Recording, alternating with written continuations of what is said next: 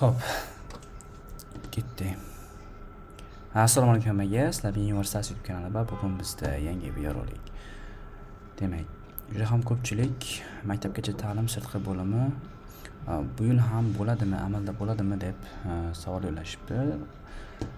Xo'p, bu haqda xabar beradigan bo'lsam, ma'lumot beradigan bo'lsam, amalda ya'ni 2025-2026 o'quv yilidan boshlab maktabgacha ta'lim va boshqa barcha pedagogik yo'nalishlar bo'yicha sirtqi ta'lim shakliga qabul to'liq to'xtatilgan.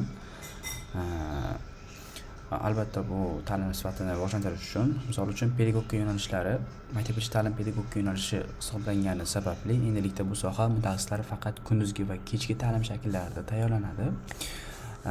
Masofaviy ta'lim pedagogika yo'nalishlari uchun nafaqat sirtqi, balki masofaviy ta'lim shakliga ham amalga oshirilmaydi. Amaldagi talablar hozirda sirtqi bo'limida o'qiyotgan talabalar o'qishni belgilangan tartibda bitiradilar. Cheklovlar faqat yengil qabul qilinuvchi abituriyentlarga tegishli. Demak, albatta batafsil ma'lumot olish uchun rasmiy manbalardan foydalansangiz bo'ladi. Ya'ni oxirgi xabarlarni kuzatib borishingiz kerak. Balki o'zgarib qolar, hech kim bilmaydi, lekin kafolat yo'q.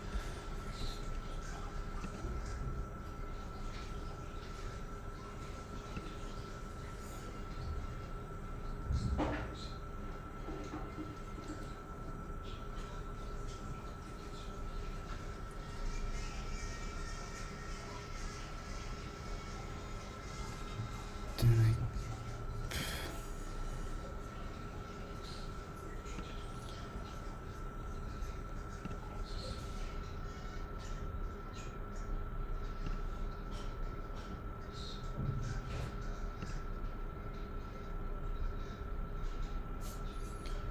o'n 20dan boshlab bitta klip kesdim.